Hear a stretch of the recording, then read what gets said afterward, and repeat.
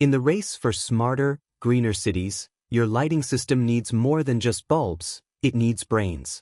That's where Zhaga and NEMA come in, the two leading standards in outdoor lighting control. Both are powerful. Both are proven. But each is built for a different world. NEMA has been the standard in North America for decades. With its 3-pin, 5-pin, and 7-pin twist-lock designs, NEMA supports everything from basic dusk-to-dawn automation to full smart city integration. But it comes with challenges, from wiring errors to flickering issues and misconnected smart pins. Get it wrong, and you're troubleshooting all night. Zhaga, on the other hand, is built for the future.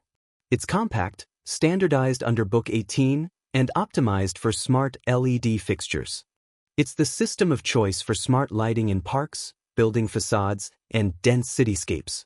But Zhaga also needs care. Reverse your DALI wires or mismatch the voltage, and your whole node goes dark.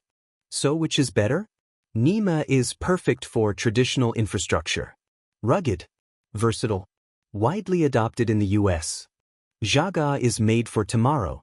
Compact, smart-ready, efficient, and future-proof.